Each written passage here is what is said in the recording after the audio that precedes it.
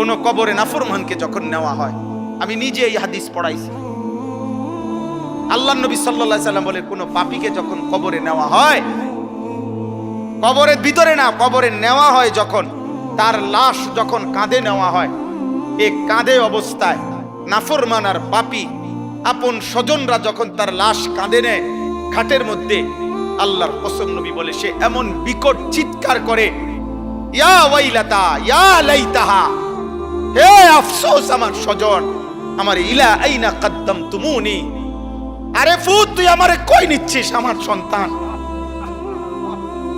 আমার ভাই, তুই আমারে কান্দে নিয়ে ওদিকে নিচ্ছিস কেন? মনে আমারে মাইরা ফেলবে তো, আমারে কবরে দিস না রে আব্বা, আমারে কবরে দিস না, আমারে তো ফেরেশতা মাইরা ফেলবে, আমারে তো শেষ করে ফেলবে, আমারে দিস না। এইভাবে স্বজন নিজের স্বজন ডাকে, কারণ আপন জনরাই তো লাশ কাঁধে নেয়, আপন জনদেরকে ডাক দে, আব্বা এটা করিস না, আব্বা আমারে নিস না ওইদিকে।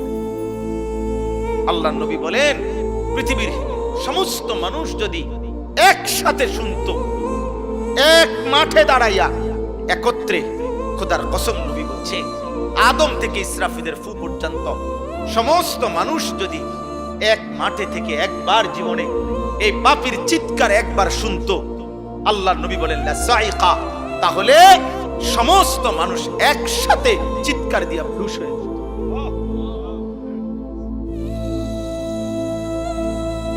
নমস্কারই মনে করছে, শেষ পর্যন্ত দিন শেষে মিলাইয়া দেখো অর্জন তো কিছুই নাই। যত নারী দেখছো কেউ তোমার আপন না, মোবাইলের নর্তকী তো তোমার না, নর্তকী তো তোমারে ধোকা দিছে, নর্তকী তো তোমারে ধোকা দিছে, সিনেমার নর্তকী তো তোমার না, রাস্তার বেপর্দা মেয়েটা তো তোমার না, তোমার কিচ্ছু না, সে তো রূপ যৌবনের ফেরি করে। অস্থির ছবি যারা দেখো বাবা, কি দেখছো, কাকে দেখো? তোমার ক্ষয় ছাড়া, তোমার ব্যয় ছাড়া আয়, মোবাইল গেল, এমবি গেল, চার্জ গেল, টাকা গেল, কোমরের ক্ষমতা গেল, হারাম বীর্যপাত হইল, লজ্জাস্থানের সক্ষমতা নষ্ট হইল, শেষ পর্যন্ত একদিন পঙ্গু, অচল ছাড়া, ধ্বজভঙ্গ ছাড়া আর কি। আমি খোলামেলা বললাম, কত শত যুবক,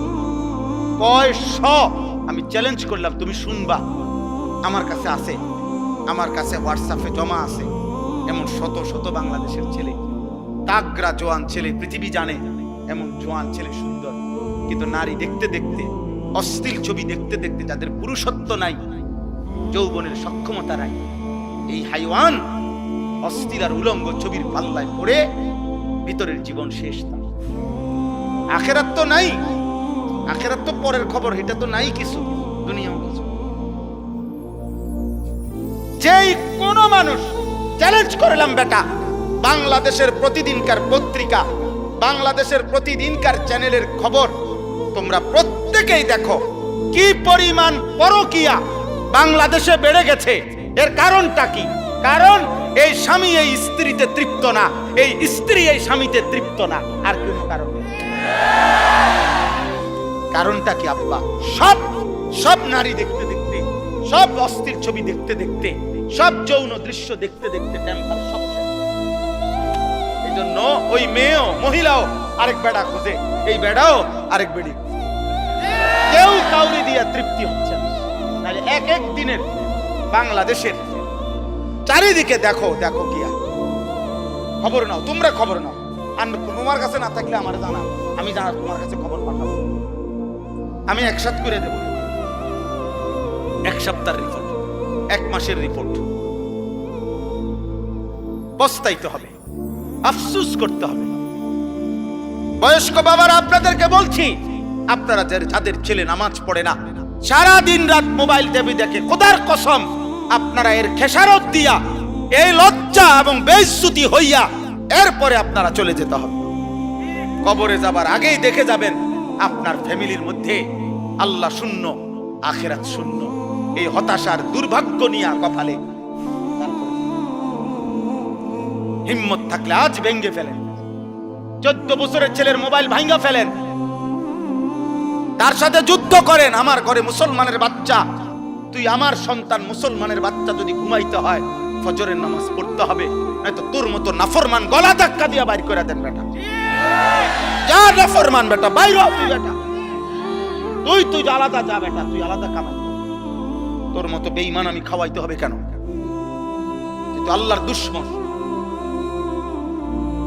সেদিন এক অভিভাবক কাঁদা দিছে, একজন অভিভাবক আমার কাছে এসে বলছে, হুজুর আশ্চর্য, আপনার সর্বোচ্চ 12 থেকে 13 বছর হবে, আপন ঘর থেকে 2 লক্ষ টাকা চুরি করে নিয়ে গেছে, নিয়ে 60টা মোবাইল কিনেছে।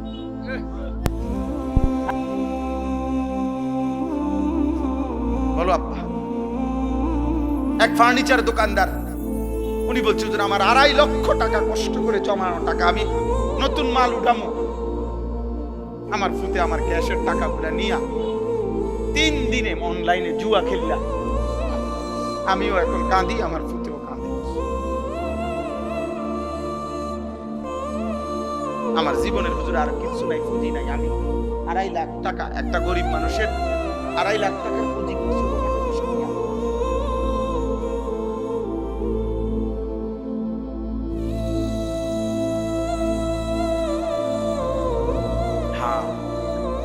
আব্বা একদিন অভাবে পড়বে না, বারবার অভাব মনে করাই দিছে। আল্লাহ আবার দয়া করছে, আবার দয়া করে, আবার দয়া করে, আবার ছাড় দেয়, আবার ছাড় দেয়, আবার ছাড় দেয়, আবার ছাড় দেয়। শুধু একটা মাত্র বিষয়, তেল একটু ঘাটতি, জনজীবনের কি অবস্থা, মানুষের উপার্জনের কি অবস্থা বলে? কত মানুষের উপার্জন, আমি তো প্রায় বলছি যে কত ভাবছি। ঢাকা শহরে হাজার হাজার ছেলে এখন ইদানিং কালে যারা মোটরসাইকেল দিয়া উপার্জন করে প্রতিদিন, মানে মোটরসাইকেল দিয়ে তাদের কামাই, হ্যাঁ ওভার পাঠা ওইগুলা দিয়া, তাইলে এই ছেলেগুলোর ফ্যামিলি চলে, বউ বাচ্চা চলে। অনেকে আশা ভরসা করে শহরে বাসা লইছে, ছোট্ট বউ বাচ্চা নিয়ে চলতেছে, এই ছোট ইনকামটা দিয়া মার মুখে হাসি ফুটে। তাহলে এরা যদি 15 দিন তেল না পায়, তার ফ্যামিলি চলবে কি? আর আমাদের ছেলে পেলেদের চেহারা দেখলে বোঝা যায় অসভ্য, এমন অসভ্য যে পৃথিবীতে দুর্ভিক্ষ আসুক, মহামারী আসুক, আমার উপরে যদি আসমানও ভাঙ্গা পড়ে হুজুর, আমি আমার নারী নর্তকী মোবাইল ছবি দেখা থেকে 1 সুতা নড়বো না। আল্লাহরে বলেন আপনারা হুজুররা যদি বলিয়া আল্লাহরে আমগো মাথার উপরেও যদি আযাব দেয়, আমি আল্লাহরে সেজদা দেব না, দেবই না। আপনি আরো কইলো দিতাম, আমি নামাজ পড়তাম না, সাফ কথা। এই হলো তোমাদের অধিকাংশ ছেলে কলিজার ভিতরে তোমরা এমন শক্ত অবস্থান নিয়ে নিছো, মানে আল্লাহর সাথে, যে আল্লাহকে চ্যালেঞ্জ ঘোষণা করে দিলা আর কি, যে আপনারে দেখায় দেব, সেজদা আপনাকে দেব না, আপনি কি করতে পারেন?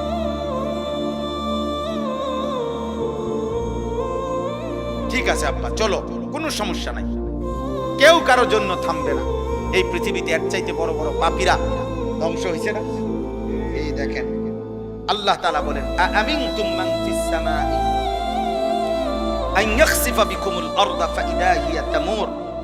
আল্লাহ তাআলা বলেন, বান্দা, ওই আসমানের মাওলা রব আল্লাহ, তার থেকে তোমরা কিভাবে এতটা, হে পাপীরা, এতটা নিরাপদ কেমনে হয়ে গেলা? তোমরা কি জানো না ওই আল্লাহ চাইলে জীবন্ত মাটির নিচে দাফন করে দিতে পারে?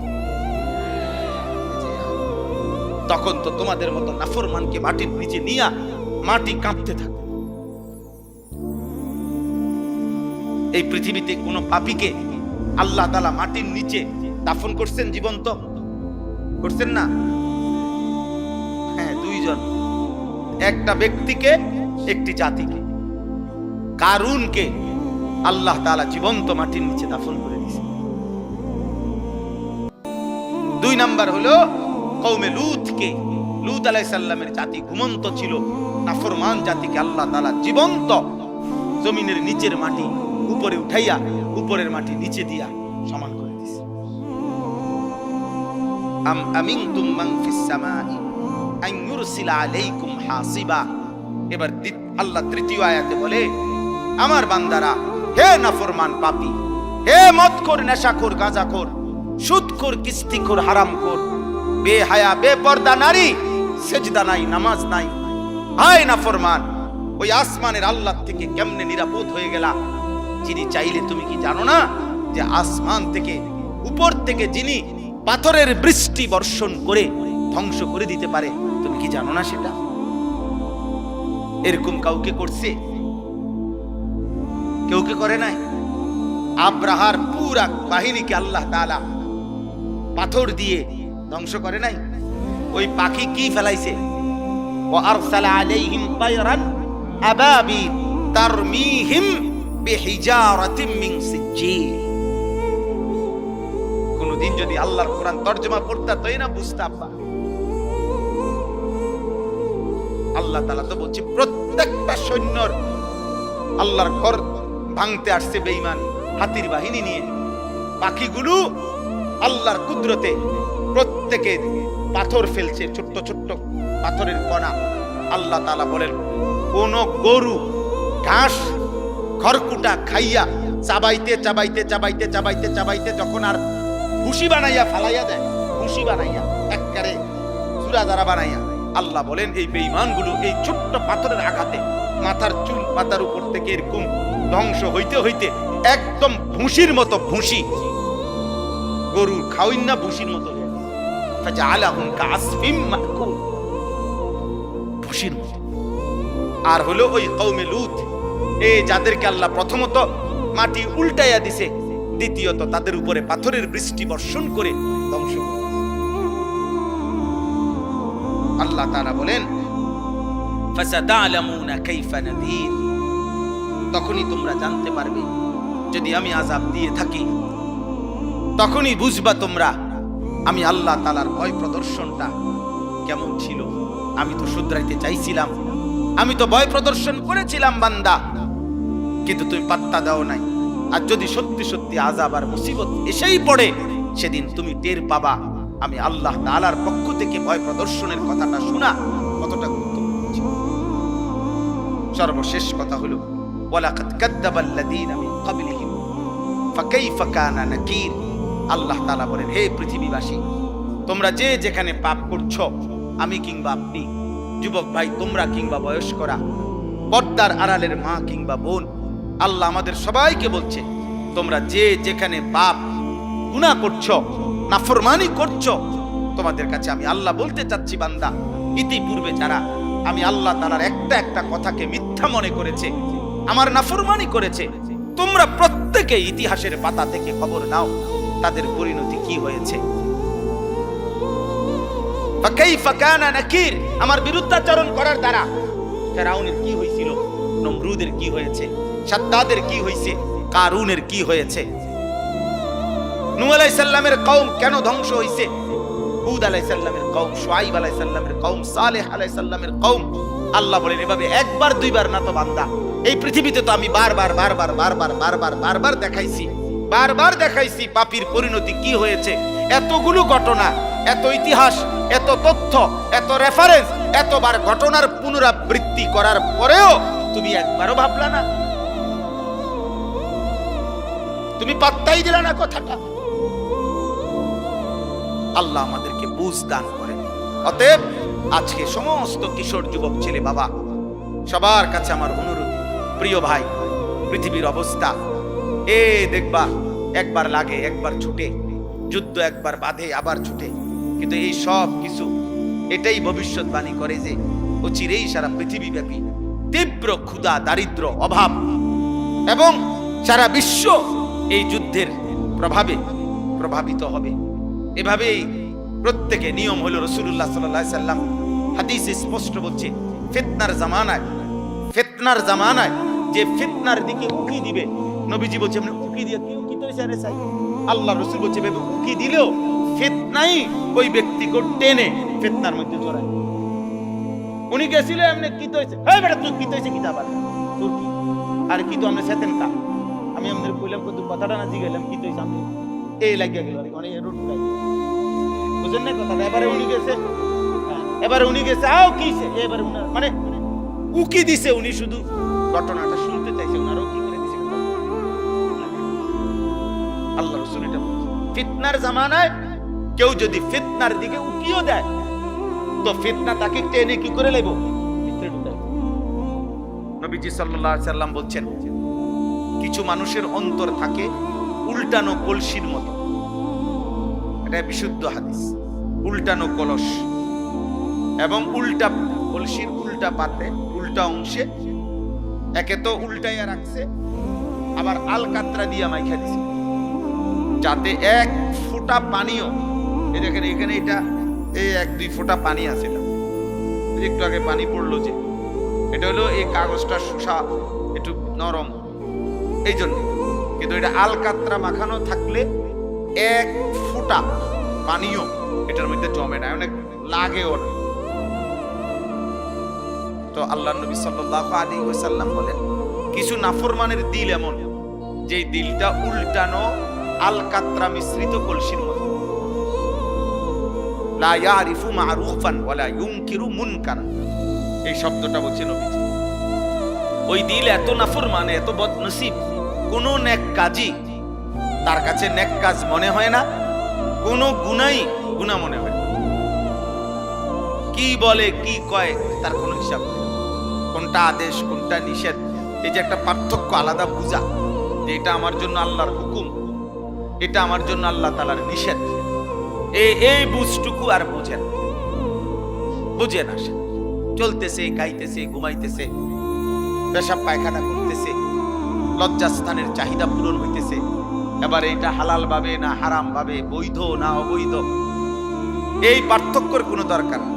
যেমনি আসুক, টাকা হইলে হইছে, কষ্ট করছি, পরিশ্রম করা টাকা, ঠিক আছে, এটাও নিল, সুদের টাকা এটাও নিল, কিস্তির টাকা এটাও নিল, মিছা কথা কইও কদ্দুর নিছে, ওজনে কম দিয়েও কতটুকু নিছে, সব মিলাইয়া 10 লাখ, সব মিলাইয়া 1 লাখ, সব মিলাইয়া ভালো মন্দ পেশাব পায়খানা মিল্লা, পাক নাফাক হালাল হারাম মিলে 10,000 টাকা। এই যে এই মানুষগুলো, এরা বদনসিব, দুর্ভাগ্য, যার কাছে সব একরকম, মাকেও দেখে, বোনকেও দেখে, স্ত্রীকেও দেখে, এদেরকে দেখা হালাল, আবার মোবাইলে টেলিভিশনের নর্তকীও দেখে, অশ্লীল ছবিও দেখে, উলঙ্গ নারীও দেখে, বেহায়া নারীও দেখে, এই দুইটাই তার কাছে বরাবর। হালাল হারামের আলাদা কোনো পার্থক্য নাই, যখন যেটা সামনে পাইছে এটাই যাই পাইলাম তাই খাইলাম, যাই পাইলাম তাই খাইলাম, যাই পাইলাম তাই ভোগ করলাম। দুনিয়া মানে ভোগ করছি, জীবন মানে উপভোগ, জীবন মানে আব্দুস শাহওয়াত, লজ্জাস্থানের গোলাম। কিছু নাফরমান আছে যার জীবনটা হলো সে মূলত আসলে লজ্জাস্থানের গোলাম, অর্থাৎ তার লজ্জাস্থানের যত চাহিদা এটা পূরণের জন্যই তার জিন্দেগির সারাদিনের আয়োজন। এই মোবাইল টিপতেছে, নারী দেখতেছে, ছবি দেখতেছে, নাটক দেখতেছে, বেপর্দা নারী দেখতেছে, বন্ধুদেরকে নিয়ে নোংরা নারীকে কেন্দ্র করে অসৎ কথাবার্তা বলতেছে, সবকিছুর মাকসাদ ওই লজ্জাস্থানের চাহিদা। এই আব্দুস শাহওয়াত, এ মূলত লজ্জাস্থানের গোলাম, এ নিকৃষ্ট গোলাম। এই জন্য এটা বললাম আর কি, দিল এমন বানাইতে নাই, এমন দুর্ভাগা হইতে নাই। কুরআনুল কারীম আল্লাহ তাআলা বলছে, ফাযাক্কির ইন্নামা আনতা মুযাক্কির। নবীজিকে আল্লাহ বলছে, বন্ধু প্রতিনিয়ত আপনি উপদেশ দিতে থাকেন, আর এটা মনে রাখবেন আপনি শুধুই কেবল একজন উপদেশ দানকারী, লাস্তা আলাইহিম বিমুসাইতির, আপনি তাদের উপরে শাসক নন, আপনি কোনো জল্লাদও নন, আপনি কোনো শাসকও নন যে যদি আল্লাহর কথা না মানো, সেজদা এখন না দাও তো কল্লা ফালাই দেবো, ফাঁসি দিয়ে দেবো এখন। আল্লাহ বলছেন, না নবী, আমি আপনাকে এমন বানাই, আপনাকে কি বানাই নাই, এমন বানাই নাই। আপনি শুধুই কেবল দিন রাত মেহনতের সাথে, আন্তরিকতার সাথে উপদেশ দান, কেউ না মানুক আপনার সমস্যা নেই, এটা নিয়ে আপনি ঘাবড়াবেন না, আপনি ঘাবড়াবেন না, কেউ না মানুক, একজনও না শুনুন, কোনো সমস্যা নাই। আপনাকে এটা দেখতে বলি না, আমি বলছি আপনাকে বলতেন, আপনাকে বলছি উপদেশ দিতেন, কে কি হবে না হবে, কদ্দুর কি পরিবর্তন হবে সেটা আমি দেখব। ইন আলাইকা ইল্লাল বালাগ, কোরআন শরীফের আয়াত। আল্লাহ বলছে নবী আপনার দায়িত্ব আর কিছুই নয়, শুধুই শতভাগ আমানতদারির সাথে পৌঁছানো। আপনি পুরা হক আদায় করে পূর্ণ পৌঁছাইবার ক্ষেত্রে খামখেয়ালি করবেন না, লুকোচুরি করবেন না। ঠিক যা বলছি তা পুরা বলেন।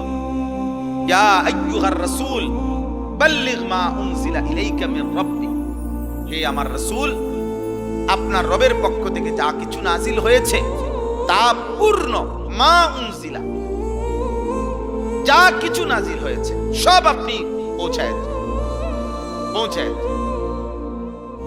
আল্লাহ তাআলা বলছেন বন্ধু বিষয়টা আমি দেখব, ইমানদার হবে কে হবে না কে। কাউকে আপনি 30 বছর বললেও ইমান আনবে না, কাউরে একবার বললেও ইমান আনবে, এটা আমার ফয়সালা। আবু তালেব নবীজি সাল্লাল্লাহু আলাইহি সাল্লামের খেদমত করছে। আবু তালেব নবীজির চাচা, 38 বছর, 38 বছর এক, কিন্তু ইমান জুটে না, মালিকের ফয়সালা ছিল।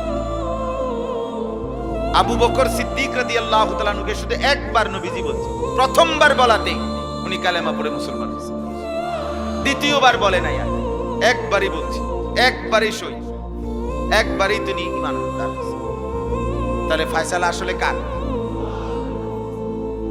কেউ 38 বছর খেদমত করলো নবীজি, আল্লাহ ঈমান দিল না, আর ওই আরেকজন তরবারি নিয়ে যাইতেছে, হত্যা করবে নবীকে, আল্লাহ বলছে আমি এর ঈমান দিলাম। আরে কি ওমরকে কেন ঈমান দিলেন? ওমর কি তখন যাচ্ছিলেন নবী সাল্লাল্লাহু আলাইহি সাল্লামকে হত্যা করার জন্য না?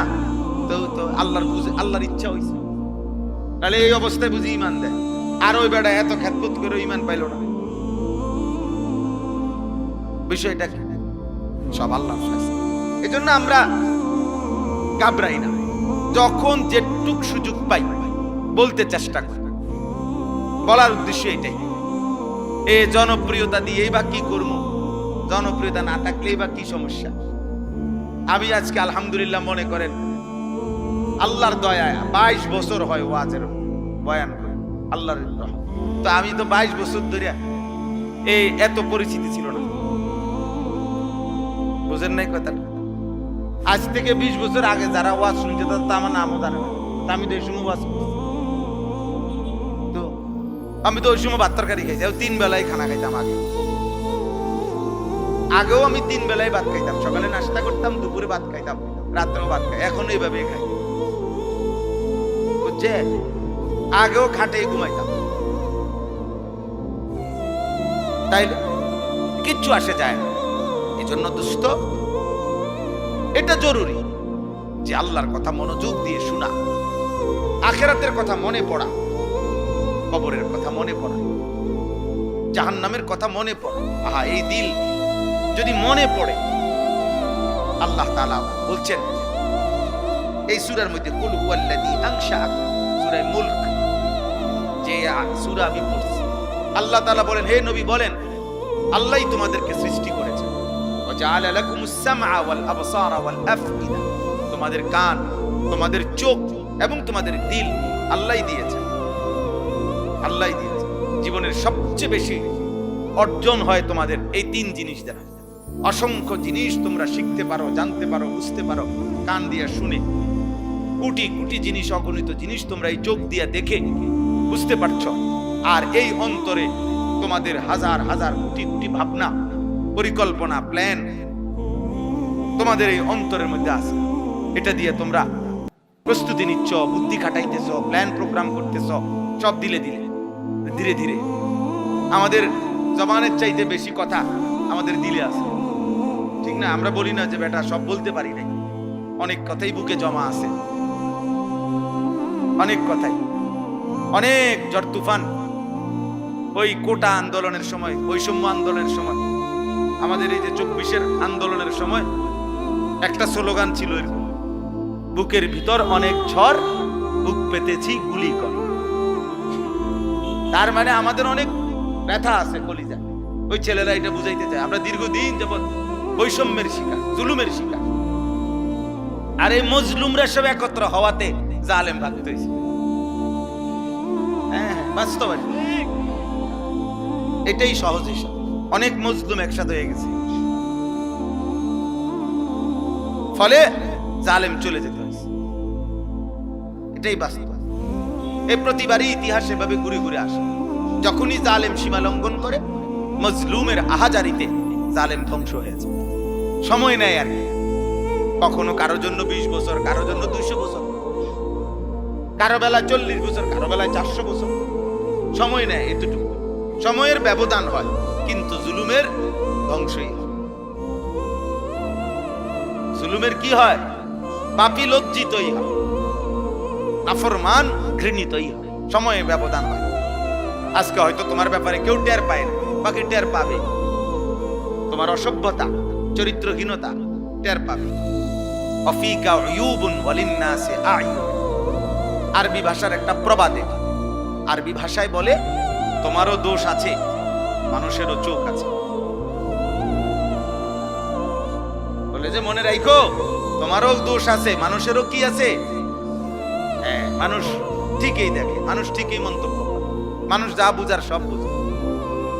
কে বেয়াদব, কে মুআদ্দাব সবই বুঝে। মানুষ জুনায়েদ বাগদাদির সুর কয় না, সুরের জুনায়েদ বাগদাদি কয় না।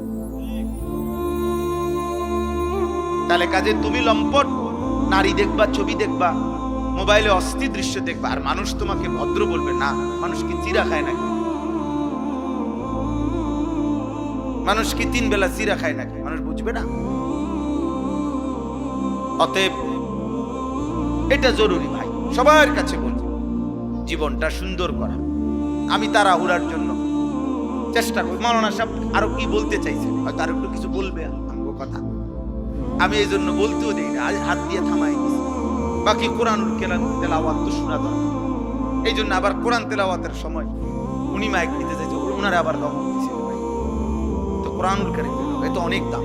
উনি যদি 1 ঘন্টাও তেলাওয়াত করে, ওইটার দাম বেশি। আমার মতো 1 কোটি বক্তা কোরআনুল কারীমের তেলাওয়াতের সামনে 2 পয়সারও বেল নেই। কথা বুঝেন? এজন্য ওইটা থামানোর কোনো সুযোগ নাই। আল্লাহর কোরআনুল কারীম তো সবচেয়ে শ্রেষ্ঠ। নবী সাল্লাল্লাহু আলাইহি সাল্লাম এক সাহাবীকে বলছেন, হযরত উসাইদ ইবনে হুযায়র রাদিয়াল্লাহু তাআলা, ওনাকে বলছেন নবীজি, ওয়ালাউ ক্বারা'তা লা আসবাহতা ইয়ারাহান নাস। মানে এক সাহাবী শেষ রাত্রে ওনার ছোট্ট ঘরে, কুড়ে ঘরে আল্লাহর কোরআন তেলাওয়াত করতেছিলেন, তাহাজ্জুদ নামাজ। তো কোটি কোটি ফেরেশতা ওনার ঘরের উঠানে, এরকম উঠানের মধ্যে পুরা উঠানটা আলোকিত করে অন্ধকারকে ফেরেশতারা নামছে, আসছে আল্লাহর কোরআন শুনতে। তো উনি ওনার ঘোড়াটাকে বাইরে নিয়ে বাঁধ দিতে গেছে, গিয়া দেখে ওনার উঠানটা আলোয় আলোকিত, চারিদিকে অন্যান্য সব জায়গায় অন্ধকার, কিন্তু ওনার উঠান যেটুকু, এটুকু আলো আর আলো, অগণিত আলো। সকালবেলা তিনি নবীজির কাছে বলছি, ইয়া রাসূলুল্লাহ, গভীর রাতে আমি আল্লাহর কোরআন পড়তেছিলাম, তো এরই মধ্যে আমার ঘোড়াটা নড়াচড়া করছিল। আমি এই জন্য ঘোড়াটা তেলাওয়াত বন্ধ করে বাইরে ঘোড়াটা বাঁধ দিয়ে আসতে গেছি। বাইরে বাঁধতে আসতে ঘর থেকে দেখি আমার উঠানটা আলোয় আলোয় ভরপুর অবস্থায় ছিল। এই তখন নবীজি কথাটা বলছেন, ওয়ালাউ ক্বারা'তা লা আসবাহতা ইয়ারাহান নাস। হায় সাহাবী, কি করলা? তুমি থামলা কেন? আহা, যদি তুমি আজকের ভোর পর্যন্ত, আলো উঠা পর্যন্ত আল্লাহর কোরআন তেলাওয়াত করতা, তাইলে কোটি কোটি তিলকাল মালাইকাতু, তারা ফেরেশতা ছিল, তারা তোমার কোরআনুল কারীম শুনতেছিল। আমরা সবাই, তুমি যদি তেলাওয়াত চালু রাখতা, আমরাও সবাই এই কোটি কোটি ফেরেশতা দেখতে পেতাম, সব মানুষ দেখতে পেত। ইয়ারাহান নাস, লোকেরা দেখতে পেত আজকে সকালে যে জমিনের এক মাখলুক আল্লাহর বান্দা কোরআন পড়ছে, আর আসমানের ফেরেশতারা শুনতেছে। যে ঘরে কোরআনুল কারীম তেলাওয়াত হয়, আল্লাহর নবী সাল্লাল্লাহু আলাইহি ওয়াসাল্লাম বলছে, শয়তান সেখান থেকে তৎক্ষণাৎ দূরে সরে যায়। কেন এত গুনাহ হয়? কোরআনুল কারীম তেলাওয়াত নাই। যে মা বাবা, ছেলে মেয়ে, নাতি দাদি, কারো জবানে তো আল্লাহর কোরআন। এই জন্য ঘরের মধ্যে সবার চেহারা সুরত শুধু শুধু ফাঁকি ঝুঁকি, পাপের চিহ্ন। প্রত্যেকে প্রত্যেকের সুবিধা মতো গুনাহ করে। বাপে বাপের সমবয়সীদের সাথে গুনাহ করে, মা মার সমবয়সীদের সাথে গুনাহ করে, জিয়ে জিয়ের সমবয়সীদের সাথে গুনাহ করে, ফুতে ফুতের সমবয়সীদের সাথে। প্রত্যেকেই যার যার গ্রুপ বাছাই করে নিয়েছে, যার যে সমবয়সী নিয়া গুনাহ। পুরা আমি আরো 5-6 জন ঘুরা লইয়া এই যে বিড়ি খাইতেছে, উনি ওনার তালে আছে। মহিলা পাশের ঘরের 3-4 ঘরের ভাবিদেরকে নিয়ে বেহুদা গল্প করতেছে, বেহুদা কাহিনী বলতেছে, একটা 3 পিসের ঘটনা কইতেছে, এটা সবাই শুনতেছে, এটার উপরে আবার কথা বলতেছে। আহা, অথচ প্রত্যেকের গায়েই জামা আছে, প্রত্যেকেরই এগুলো আছে, বেহুদা বলতেছে। অথচ আল্লাহ নবী সাল্লাল্লাহু আলাইহি সাল্লাম বলেছেন, লা তাজআলু বুয়ুতাকুম মাকাবির, তোমরা তোমাদের ঘরগুলো কবরস্থান বানাইও, কবরস্থান বানিয়ে ফেলো না।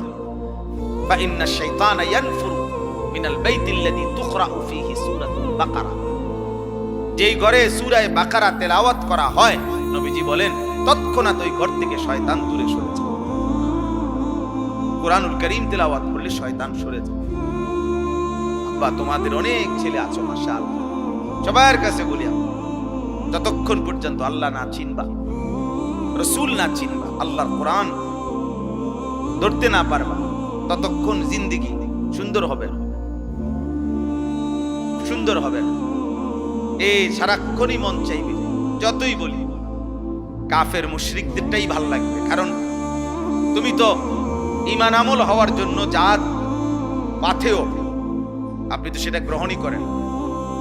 আপনি পানির গ্লাস নিয়ে বইয়া থাকলে তো চায়ের মজা পাবেন, আপনাকে তো চা পাতা চিনি পানি মিশাইতে হবে, মিশাইতে হবে।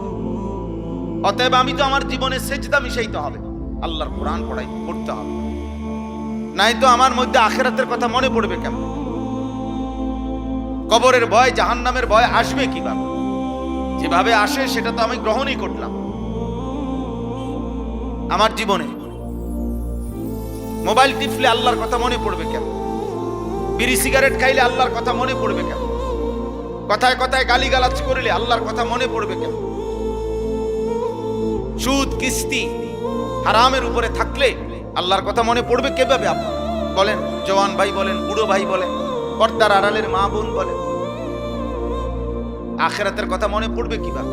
আল্লাহ তো কোরআন এই জন্য বলছে, সায়াযাক্কারু মান ইয়াখশা, যার কলিজায় আল্লাহর ভয় আছে।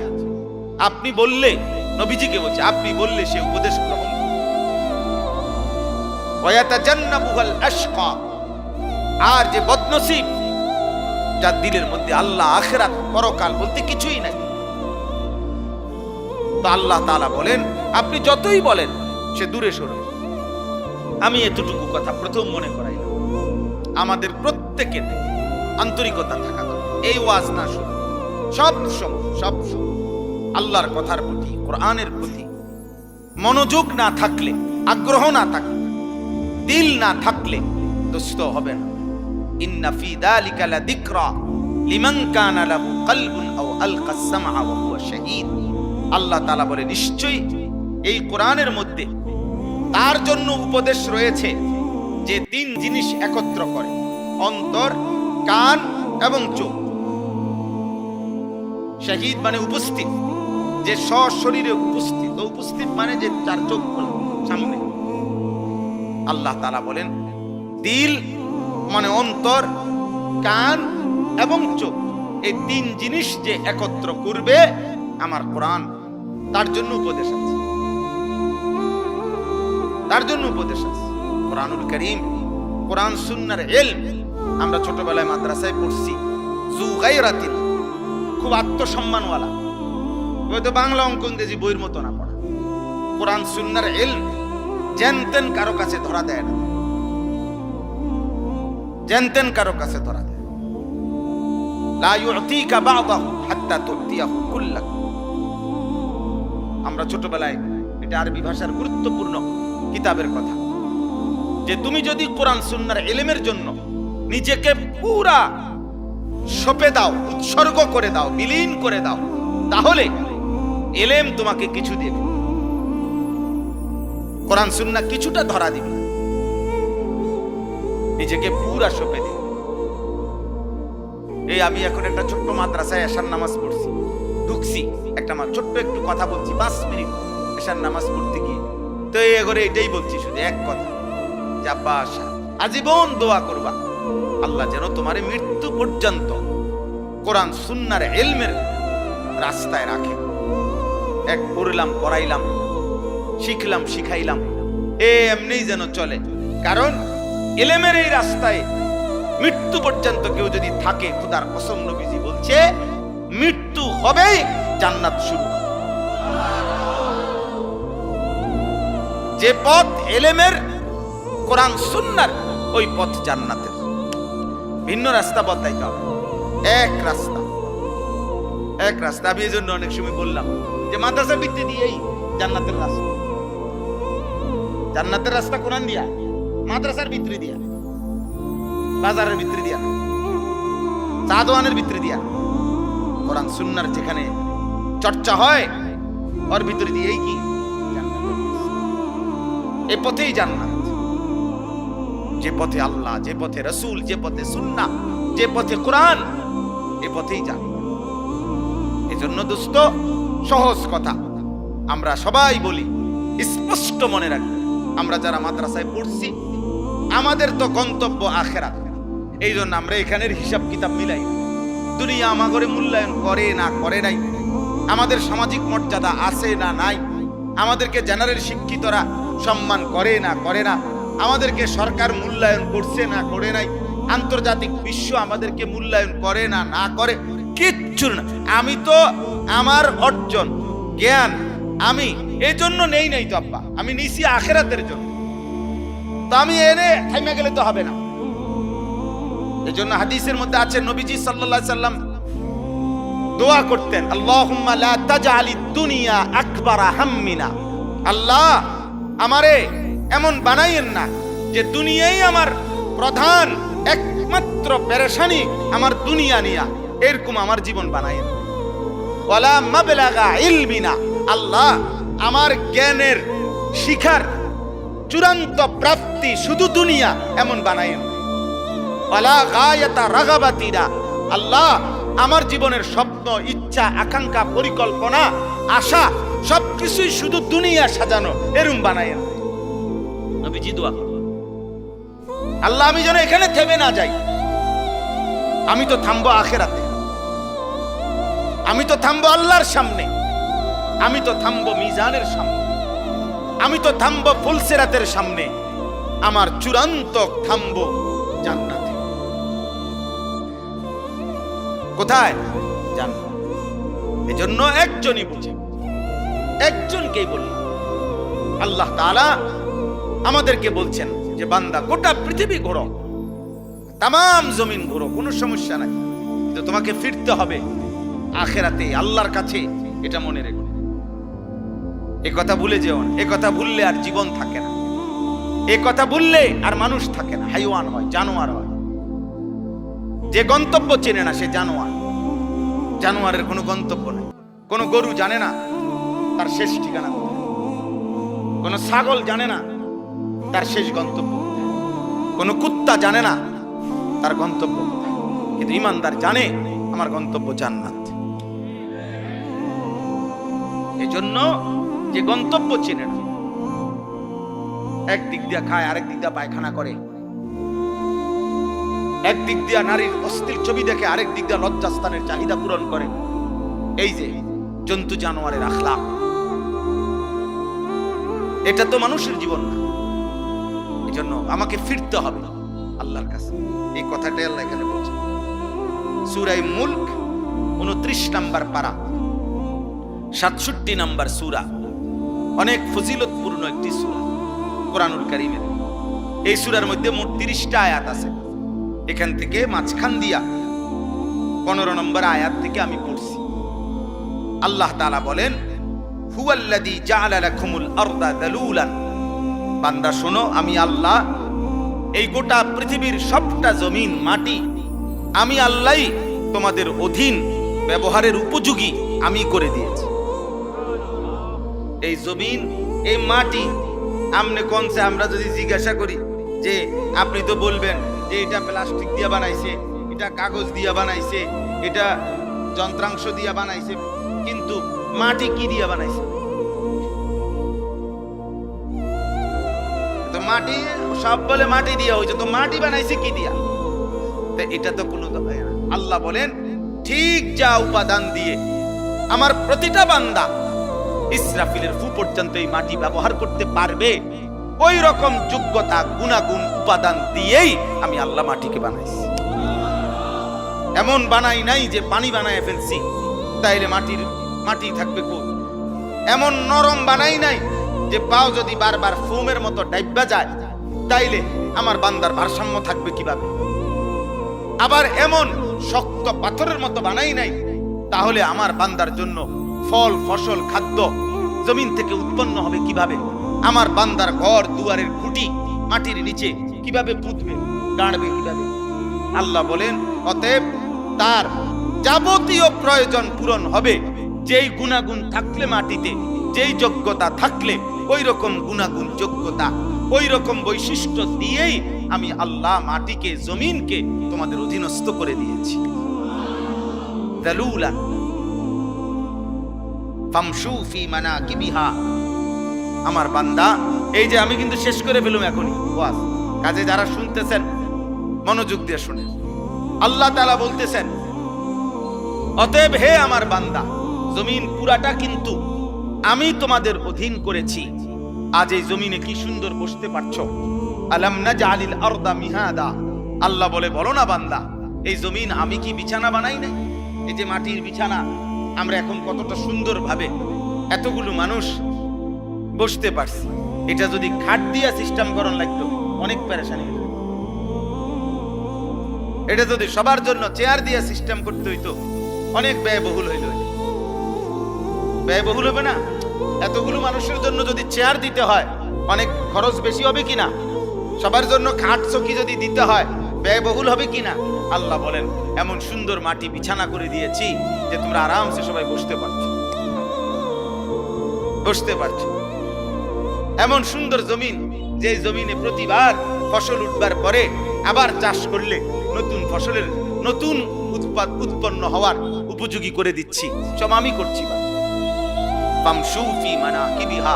অতএব তুমি আমার এই জমিনের, আমার এই পৃথিবীর, আমার এই মাটির যেখানে মন চায় সবটা তোমার জন্য দিলাম। তোমার যেই কোথাও মন চায় তুমি ভ্রমণ করো, তুমি হাঁটো, তুমি ঘোরাফেরা করো, তুমি চলাফেরা করো। তুমি দেশে থাকো, মন চাচ্ছে বিদেশ, যাও বিদেশে যাও। গ্রামে থাকো নয়তো শহরে থাকো, আপনজনের কাছে থাকো, অন্যের কাছে থাকো, যেখানেই যাও বান্দা, কোনো অসুবিধা নাই, আমি নিষেধ করছি না। কারণ গোটা জমিন আমার, সবটা জমিন আমি তোমার জন্য দিলাম। ওয়াকুলু মির রিজকিহি, এবং আমি আল্লাহর দেওয়া রিজিক সব তোমাদের জন্য। এই আসমান, এই জমিন, এই চন্দ্র, সূর্য, গ্রহ, নক্ষত্র, খাদ্য, ফসল, ফুল, ফল, স্ত্রী, সন্তান, জায়গা, জমি, অর্থ, রোজগার, উপার্জন, এই সবকিছু রিজিক। সবকিছু, শুধু পাত্রে কি বলে না, রিজিক বলে। এক মানুষ দুনিয়ার হায়াতে আল্লাহর পক্ষ থেকে যা কিছু পাচ্ছে সব রিজিক। স্ত্রী, এটাও রিজিক। ছেলে মেয়ে, এটাও রিজিক। আলো বাতাস, এটাও কি রিজিক। সব রিজিক আমাদের। মানে আমরা দুনিয়ার হায়াতে যা পাচ্ছি সব রিজিক। আল্লাহ বলেন ওয়াকুলু মির রিজকিহি, তোমরা সবাই আমার দেওয়া রিজিক থেকে খাও, ভোগ করো, ব্যবহার করো, কোনো অসুবিধা নেই। জমিন তোমাকে দিলাম তোমার অধীন করে, তুমি জমিনের যেখানে মন চায় সেখানেই বসবাস করো, চলাচল করো, তুমি যেখানে মন চায় যাও।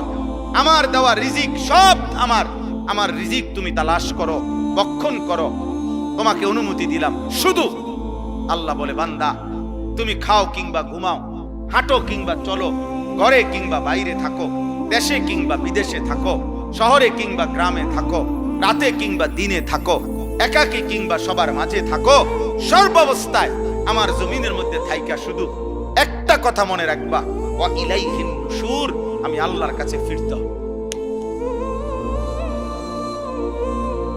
থাকতে থাকতে যদি 1000 বছরও থাকো তারপরও ফিরতে হবে। আমা হুয়া বিমুজাহজিহি মিনাল আযাবি আন ইউআম্মার। কোরআন কারীমে আছে প্রত্যেক পাপী নাফরমান মনে মনে কল্পনা করে, হায় যদি 1000 বছর হায়াত পাইতাম। আল্লাহ বলে আচ্ছা ধরে নাও, দিলাম, ধরে নাও তোমাকে দিলাম আমি বান্দা 1000 বছর, কিন্তু তুমি শুধু বলো তো 1000 বছর পরে হলেও তোমাকে কবর, মৃত্যু এবং নাফরমানির শাস্তি আযাব সেটার থেকে তুমি তোমাকে মুক্ত করতে পারবা কিনা, সেটার থেকে তুমি তোমাকে ফেরাইতে পারবে? আপনি এটা বলতে পারবেন নিজে, আর 5টা বছর যদি হায়াত পাই তাহলে আল্লাহর রহমতে যেমনি গুছাইতে আসি, আশা করি 5টা বছর আর সুযোগ পাইলে আজরাইলের আব্বাও আমার কাছে আসতে পারবে না, এমন ব্যবস্থাপনা আছে কি কারো কাছে? তাইলে আমেরিকা, ইসরায়েল বহুদিন আমেরিকা যুদ্ধ লাগে না মনে করছে অনেক কিছু আছে এক কাছে, অন্ধে যে কিচ্ছু নাই, বেল নাই। এই বুড়া শয়তান, এই দাজ্জাল, এই ফেরাউন ট্রাম্প, এই বেঈমান কাপুরুষ প্রতিদিন দিনে যাই হুমকি ধমকি দেয়, রাতে সারা পৃথিবীর সাথে যোগাযোগ করে, কেমনে থামবে? বুঝেন না? এজন্য এটাই বাস্তবতা। আল্লাহ তাআলা বলে বান্দা ওয়া ইলাইহিন নুশুর, শুধু এই কথা মনে রেখো তোমাকে ফিরতে হবে। ওয়া ইলাইহি তুরজাউন, আল্লাহর কাছেই তোমাদেরকে ফিরতে হবে। ওয়া ইলাইহি তুহশারুন, আল্লাহর কাছেই তোমাদেরকে জমা হইতে হবে। ওয়া ইলাইহিল মাসির, আল্লাহর কাছেই তোমাদের প্রত্যাবর্তন। এভাবে বহু আয়াত আছে কোরআন, বহু আয়াত। আমরা ঘুম থেকে জাগলে দোয়া পড়ি, আলহামদুলিল্লাহিল্লাযী আহইয়ানা বাদামা আমাতানা ওয়া ইলাইহিন নুশুর। অর্থ হইল আল্লাহ, প্রত্যেকবার এই ঘুমাইলাম আমি তো মরেই গেছিলাম, কারণ মানুষের প্রত্যেক ঘুমের সময় আল্লাহ তাআলা তার রূহ দেহ থেকে আলাদা করে ফেলে। এটা কোরআন শরীফের আয়াত, সূরা জুমার 24 নম্বর পারায় আছে, প্রত্যেক বান্দা মৃত্যুর সময়, আরে ঘুমের সময় যতবার ঘুমায় ততবার তার রূহ তার দেহ থেকে, আব্বা তোমার বাবা উঠে দাও, ওঠ বেটা, যা বেটা, যাও দুজন যাও, তুমিও যাও, যাও এখান থেকে ওঠো, বাইর হও বেটা। দেখেন মুসলমানের সন্তান কয় বছর বয়স? 80 বছর। তাইলে 8 থেকে 10 বছর বয়সী যেই সন্তানের হাতে 2টা বড় মোবাইল দিছে যেই অভিভাবক, ওই 2 অভিভাবক এরা 100 জালেম। যদি মা হয় ওই মা জালেম, যদি বাবা হয় ওই বাপ জালেম। এই জালেম সন্তান নষ্ট করে